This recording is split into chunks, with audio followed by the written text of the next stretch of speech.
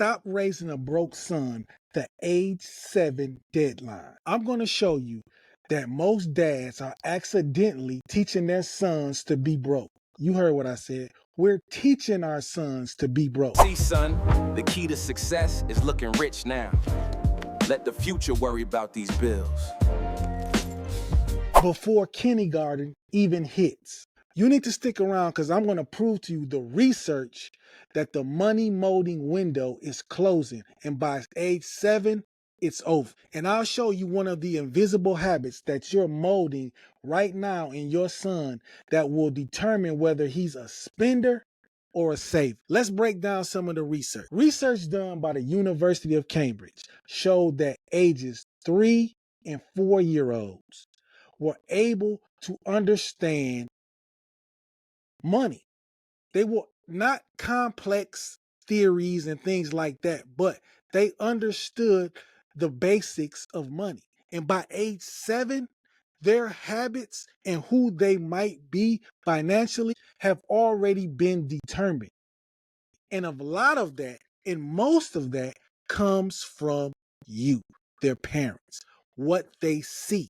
The majority of their habits are formed and constructed by you, their parents. So let's break down what this research actually shows and how it applies to you as a parent. The research showed that your child has a mirror neuron.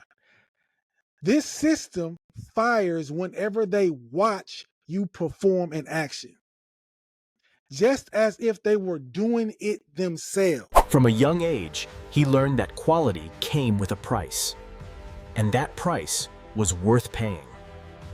They are proficient at learning through observation from very early ages. So when you're stressed out paying bills, they see that. When you're impulsive spending, they see that. When you're secretive about your money, they download those habits and it goes into their brains. So all the things you do concerning money, we see that. Your children see that. You can't lecture your way out of bad role modeling. You can't lecture your way out of that. You have to show them the behavior that you want them to model, that you want them to emulate. You need to be more responsible with your money, son. It doesn't grow on trees. I know, Dad. That's number one. Children, here's number two. What the research showed in this University of Cambridge study showed that, as far as money goes, children between 4 and 5 struggle to distinguish future distances. They can't tell between an event that's happening in a few days versus a few months. Even a 7-year-old can't reliably judge future time beyond 1 month. So when you're talking about saving money and you're talking about doing things for the future, you need to show them. They need to see what's going on. They need to see how things are multiplying. They need to see it saying, so when you're talking about next month or in a few months or, next year, kids can't see that. And hell, many adults can't see that. So you have to show them how things are growing, how things are multiplying, how you just had a little bit. When you put that, dollar in there, see, now you have more. You have to make things tangible so they know what they're doing is multiplying and it's making things better for them. But talking in these abstract terms of next month, next year, a few months, kids can't see that. Even 7-year-olds can't see that. Hell, maybe even some 17-year-olds and 27-year-olds can't see that. Children under the age of 7 struggle to understand money is given up in a transaction.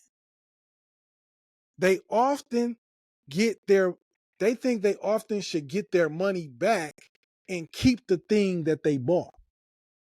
That's why it's good to give your kids a debit card and things like that, but it's also good to let them have cash.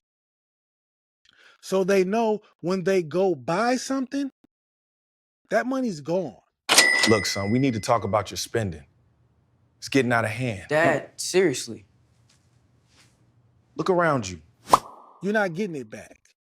And it's not a video game, it's real. If you pay $10 for something, that's how much it costs. If you pay $9.50, all you get back is 50 cents.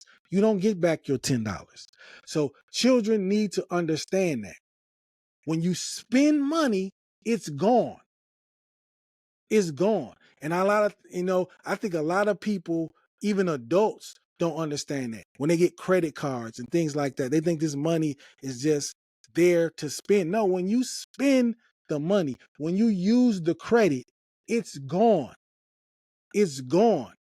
When you spend cash, it's gone. When you use credit, that money is subtracted from the money that credit card holds, and you owe that money.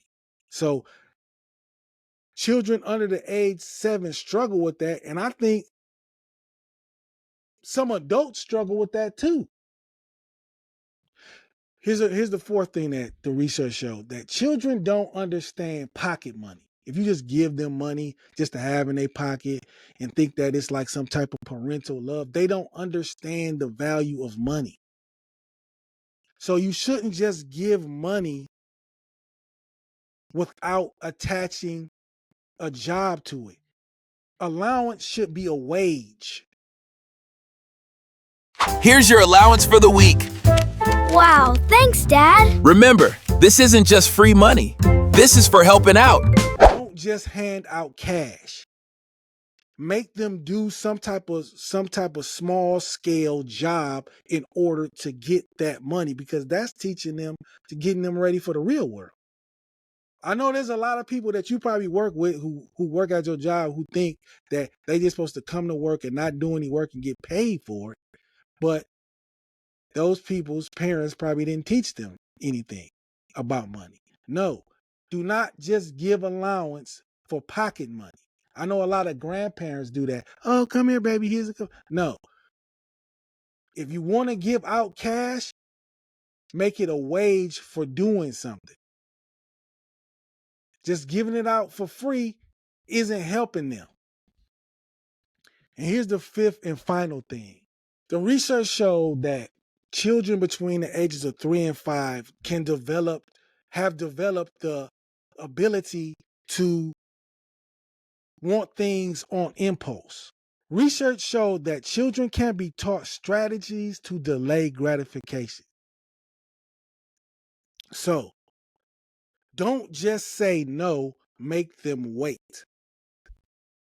Make them wait for the things that they want. This is big.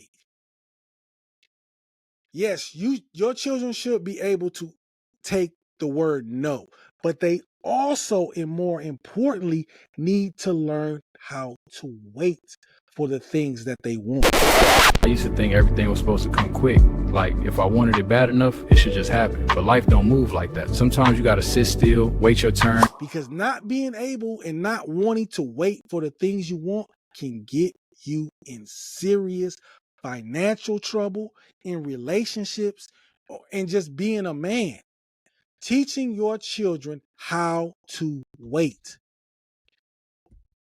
That's some of the research, some of the most important research that came from this University of Cambridge study on children and money.